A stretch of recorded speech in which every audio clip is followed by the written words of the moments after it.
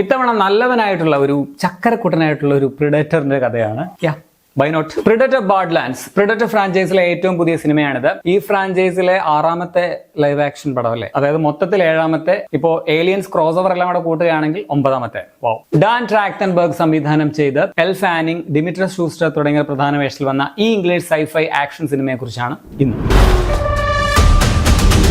Deck എന്നൊരു young പ്രെഡേറ്ററിന്റെ കഥയാണിത്. അവരുടെ ലോകത്ത് പുള്ളി വളരെ വീക്ക് ആണെന്ന് സ്വന്തം ഫാദർ പോലും തള്ളിപ്പറഞ്ഞ ഒരു പ്രെഡേറ്റർ ആണ്. സോ ഹണ്ടൊക്കെ ചെയ്ത് താൻ ഒരു സ്ട്രോങ് വാരിയർ ആണെന്ന് തെളിയിക്കാനായിട്ട് ശ്രമിക്കുന്ന അയാളും ഒപ്പം അയാളുടെ കൂടെ ഒരു സിന്തറ്റിക് ഹ്യൂമൻ കൂടി എത്തുന്നു. അവരുടെ യാത്രയിൽ അവർക്ക് നേരിടേണ്ടി വരുന്ന വെല്ലുവിളികളൊക്കെയാണ് ഈ സിനിമ പറയുന്നത്. ഒറ്റ വാക്കിൽ ഒരു നല്ല പടമാണ്. ഈ വർഷം ഞാൻ തിയേറ്ററിൽ പോയി കണ്ട ഇംഗ്ലീഷ് സിനിമകളിൽ one of the best theatre experience സമ്മാനിച്ച ഒരു സിനിമയാണെന്ന് പറയാം. ആദ്യം തന്നെ പറയാനുള്ള ഒരു കാര്യം, ചിലരുടെയൊക്കെ സംശയമായിരിക്കും ഏതൊക്കെ സിനിമ കണ്ടാലാണ് ഈ പടം ഫുള്ളി എൻജോയ് ചെയ്യാൻ പറ്റുക എന്നുള്ളത്. പേടിക്കണ്ട, മറ്റ് പ്രെഡേറ്റർ സിനിമകൾ അധികം കണ്ടിട്ടില്ലാത്തവർക്കും ജസ്റ്റ് പ്രെഡേറ്ററിനെ കുറിച്ച് ഒരു ബേസിക് അറിവ് മാത്രമുള്ളവർക്കും ഒക്കെ ഈ പടം കണ്ട് ആസ്വദിക്കാൻ പറ്റും എന്നുള്ളതാണ് ഈ പടത്തിന്റെ ഒരു വലിയ പോസിറ്റീവ്. ഒരു സെപ്പറേറ്റ് ഒരു ഫ്രഷ് ഫിലിം ആയിട്ട് വേണമെങ്കിലും നിങ്ങൾക്ക് ഇത് ആർക്ക് വേണമെങ്കിലും എൻജോയ് ചെയ്യാൻ പറ്റും. ഞങ്ങൾ ഇപ്പം മില്ലേനിയൽസിനോടൊക്കെ ചോദിച്ചാൽ ചെറുപ്പത്തിൽ ഒരു പക്ഷേ ഏറ്റവും കൂടുതൽ കണ്ടിട്ടുള്ള ഇംഗ്ലീഷ് സിനിമകൾ ഒന്നായിരിക്കും പ്രെഡേറ്റർ.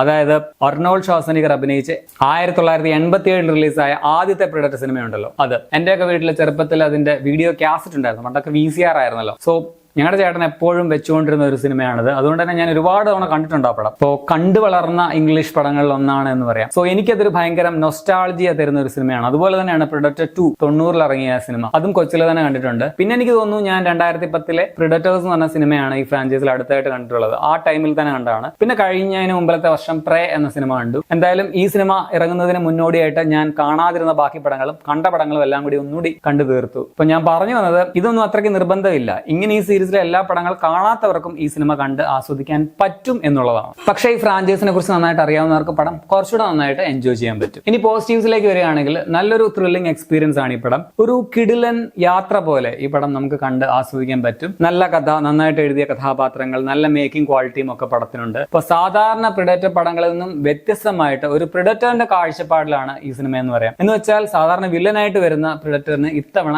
നായകൻ റോളാണ്. അത് തന്നെ ഒരു പുതുമയായിരുന്നു. പിന്നെ പടത്തിന് കുറച്ചൊരു ഡാർക്ക് കോമഡി സ്വഭാവം കൂടിയുണ്ട്. അത് രസമുണ്ട്, വർക്കായിട്ടുണ്ടായിരുന്നത്. കൂടാതെ പ്രെഡേറ്റേഴ്സിന്റെ വേൾഡിനെ കുറിച്ച്, അവരുടെ ഫാമിലിയെ കുറിച്ച്, അതിനെക്കുറിച്ചൊക്കെ ഒരു ധാരണ സിനിമ നൽകുന്നുണ്ട്. ഇത് പ്രെഡേറ്റേഴ്സിന്റെ ഒരു അവതാർ ആണ് എന്ന് വേണമെങ്കിൽ പറയാം. യോച്ച എന്ന സ്പീഷീസിൽപ്പെട്ട ഇതിലെ നായകൻ, പ്രെഡേറ്ററിന്റെ പേര് തന്നെ ഡക്ക് എന്നാണ്. അയാളുടെ യാത്രയിൽ കൂട്ടാകുന്ന തിയ എന്ന സിന്തറ്റിക്, അവർ തമ്മിൽ ഉടലെടുക്കുന്ന ആ ഒരു കെമിസ്ട്രി ഒക്കെ നൈസ് ആയിരുന്നു. അതുപോലെ തന്നെ ബഡ് എന്നൊരു ക്യാരക്ടർ കൂടി വരുന്നുണ്ട്. ഈ 3 ക്യാരക്ടേഴ്സ് വഴി ഒരു കിടിലൻ ഇമോഷണൽ കണക്ഷൻ സമ്മാനിക്കുന്നു എന്നുള്ളതാണ് പടത്തിന്റെ മറ്റൊരു വൻ പോസിറ്റീവ്. മനുഷ്യരല്ലാത്ത കഥാപാത്രങ്ങളെ വെച്ചിട്ട് ഇമോഷണൽ കണക്ഷൻ ഉണ്ടാക്കുക എന്ന് പറയുന്നത് വലിയൊരു വെല്ലുവിളി തന്നെയാണ്. പക്ഷെ ഇതിൽ അവർക്ക് അതിന് സാധിച്ചിട്ടുണ്ട് എന്നുള്ളതാണ്. സോ ഇതിലെ മെയിൻ ക്യാരക്ടറായ ഡക്ക് എന്ന പ്രെഡേറ്റർ, തിയ എന്ന സിന്തറ്റിക്, ബഡ് എന്ന ആ ലോകത്തെ നേറ്റീവ് ആയിട്ടുള്ള ഒരു ജീവി, ഇവരെല്ലാവരെയും നമുക്ക് ഇഷ്ടമാകും എന്ന് പറയാം. ഡിമിട്രസ് ഷൂസ്റ്റർ എന്ന നടനാണ് ഇതിലെ പ്രെഡേറ്ററിന്റെ റോളിൽ വന്നിട്ടുള്ളത്. ആ ക്യാരക്ടറിനോട് തുടക്കം മുതലേ നമുക്ക് വല്ലാത്തൊരു അറ്റാച്ച്മെന്റ് തോന്നും. അതുപോലെ തന്നെ എൽ ഫാനിങ് ആണ് ഇതിലെ തിയ, ടെസ എന്നീ സിന്തറ്റിക് ഹ്യൂമൻസ് ആയിട്ട് അഭിനയിച്ചിട്ടുള്ളത്. ഗ്രാഫിക്സും സംഭവങ്ങളും പുള്ളിക്കാരുടെ പെർഫോമൻസും ഒക്കെ കിടുവായിരുന്നു. ടെക്നിക്കൽ സൈഡിൽ ഒരു വിഷ്വൽ ട്രീറ്റ് തന്നെയാണ് ഈ സിനിമ എന്ന് പറയാം. കിടിലൻ VFX,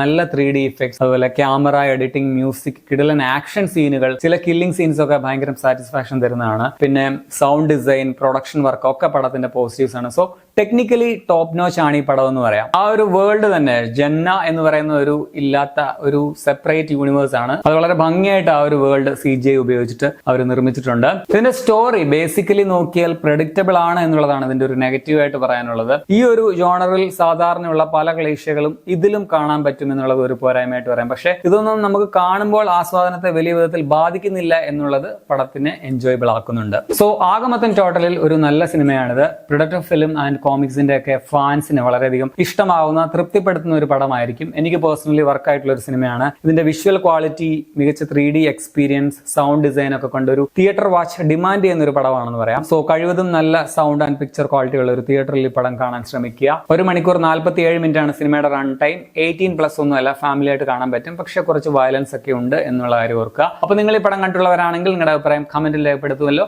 അപ്പൊ ശരി, എന്നാ ആദാബ്.